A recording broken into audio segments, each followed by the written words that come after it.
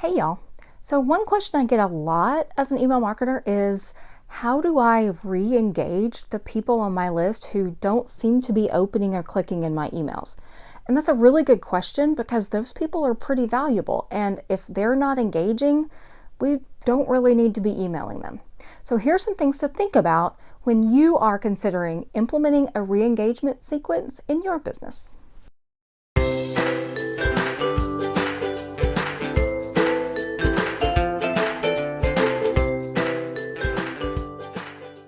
So the first question to ask yourself is, what does engaged look like for my email list? And there's not a hard and fast rule because everybody's email list is different.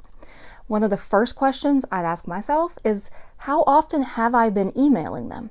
If you've been emailing them every day and someone has not opened an email in, say, 30 days, that's 30 chances that they could have had to open an email and they didn't. So it's probably a good bet that they aren't interested, and you can probably take them off your list.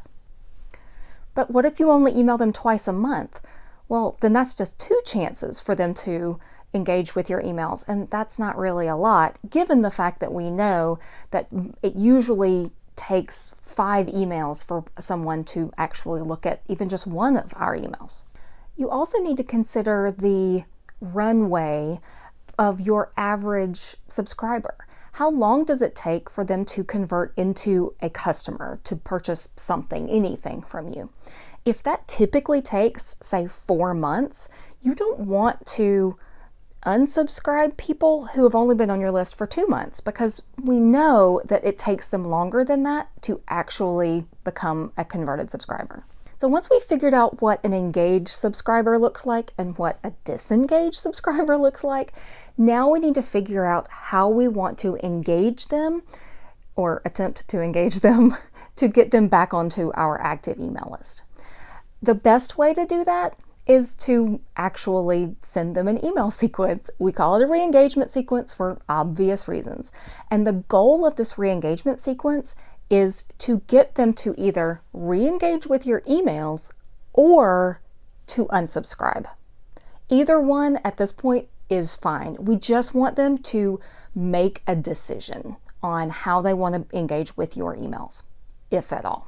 So in a re-engagement sequence, it can be as long or as short as you want. I would recommend at least 3 emails, and you can space those out over, a week or so.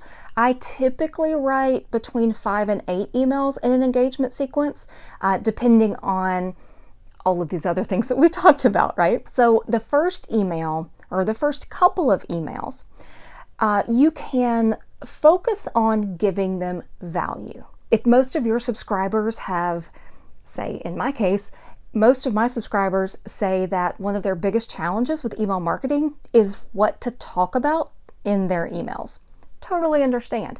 So in my re-engagement sequence, I'm going to start by offering them value with an open hand, no ask, no attempt to convert them. All we want to do is give them value. And you can do that using just about any kind of resource you have. It could be a lead magnet, it could be a YouTube video or a podcast or a free training that you did somewhere that you can send them the link to, or any number of different things that you can offer them. And you can offer that exact same free resource in 2 or 3 emails, because once they engage with that email, with any email, they're going to come off your email, that re-engagement sequence. So they're not going to continue to get emails with the same content because they haven't engaged with the content, so they haven't seen it yet, if that makes any sense. Towards the middle of a re-engagement sequence, that's where I would really encourage you to try to get them to reply or identify sort of the problems that they're experiencing, or ask them what the problems are that they're experiencing, or what kind of help they actually need. The goal here is to get them to reply, or depending on exactly how you set it up, you could offer a number of sort of problem solution scenarios that they can then click on, where you describe the problem and they click on a link say, to a YouTube video to get the solution to that problem. Finally, in the last, say, 3 emails of your sequence, this is where we're going to get down to brass tacks. This is where we're going to say, look, I totally understand if email marketing is not a priority for you right now. Totally get it. I don't want to keep cramming your inbox full of awesome content if it's not valuable to you. So here's the link to unsubscribe. Make it very, very easy for them to unsubscribe. Then, in say the second to last email, let them know what they'll be missing if they do decide to unsubscribe from your email list. If you leave my email list, you'll no longer get all of the amazing value that I give, and you won't know when I publish new YouTube videos and that kind of thing, right? So a little bit of the FOMO thrown in there to let them know that if they do decide to either unsubscribe themselves or be unsubscribed by you and your email automation, then make sure you let them know what that's going to look like. If you have some kind of launch coming up soon, you could drop that in there too. And finally, in that very last email, I say something like, hey, it's been great having you here, but you haven't engaged with my last few emails, so I'm going to go ahead and remove you from my email list. No hard feelings. I totally get it. I hope you'll come back when the time is right for you. In the meantime, all my best. Blah, blah, blah.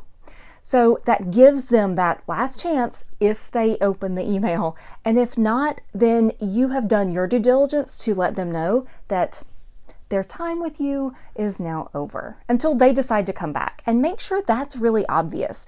It is a hard decision for a lot of people to unsubscribe from an email list because we feel that parasocial relationship with the people that we get emails from. And I don't want to, hurt somebody's feelings if I unsubscribe or whatever. Let them know that's not a problem and you completely understand. And the most important, very last step is to actually unsubscribe them from your email list. So there are a lot of different ways that you can do that. You can do it manually, depending on how you were identifying who was engaged and disengaged. If you have some kind of engagement workflow set up, like I set up with all of my clients on ActiveCampaign, you should be very, very easily able to say, okay, I want everybody who is marked as disengaged based on the criteria that I set up in the workflow. All of those people are going to go through this sequence. And then at the end of the sequence, actually unsubscribe them from all the lists that they're on. Do what you say you're going to do. This helps you for a number of reasons. Number one, people who are not engaging with your emails are actually hurting you because they are sending a message to the Googles and the Gmails and the Yahoos and the Outlooks of the world that they're not interested in your emails, and therefore your emails don't need to go into the inbox. They can go into spam or maybe promotions, right? The other thing is a lot of email service providers actually charge you by the number of people who are considered active on your list.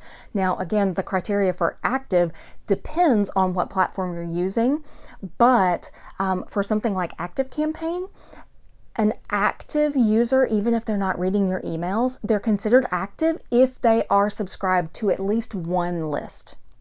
Even if you're never emailing that list, you're still paying for that subscriber.